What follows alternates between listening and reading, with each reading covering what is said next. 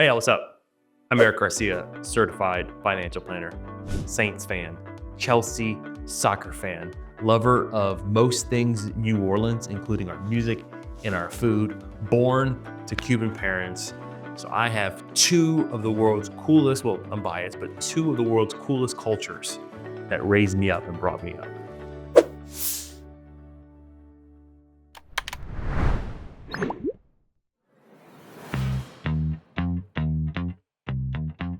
My first memory of money or transacting with money as a kid was when my grandfather would come home, he would empty his pocket of all the coins he had.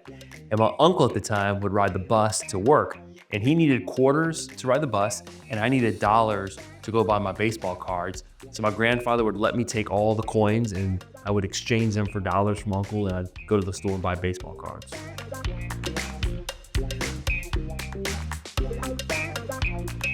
If there's one thing I could change about people's money, it probably would be that they would spend less than they made. If you spend less than you make, that leaves you money to do things like fund your dreams, give more, build wealth. So yeah, definitely it would be spend less than you make.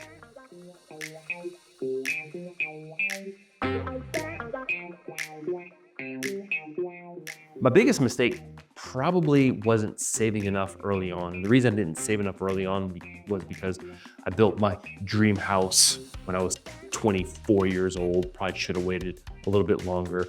I guess there was this cultural thing where I wanted to have the same lifestyle I had as a kid growing up. I wanted to have that now as a working individual, and I should have delayed it a little bit longer.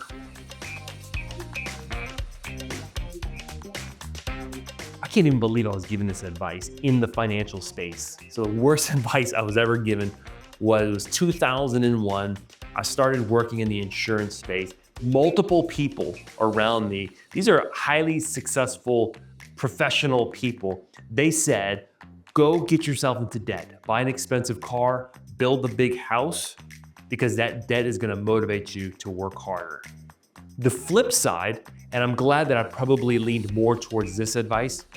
On the flip side, the best advice I was given, right at that same time, there was one individual who said, Eric, you should try to live only on 50% of your income, save 25% of your income, and give 25% of your income.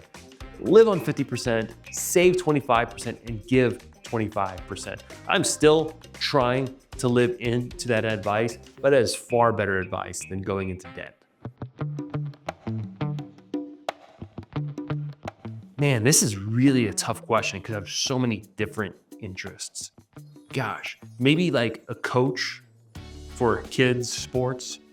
Maybe I would do something in the garden space, and maybe like something in the chaplaincy. That always seems interesting to me. Helping people is a passion of mine. So I don't know. I've always said that I would cut grass if I wasn't a financial advisor. So maybe I'll stick with that one. I'd cut grass. In 2001, I guess, would be when I came into the financial industry. I got all my licenses, insurance licenses, investment licenses. And then in 2004, I really started focusing more on the investment side. In 2008, I actually left insurance completely and was just doing the investment side. Then started dabbling back in the insurance space with our insurance agency with a business partner. It wasn't until 2015 that I really started doing business the way I'm doing it today.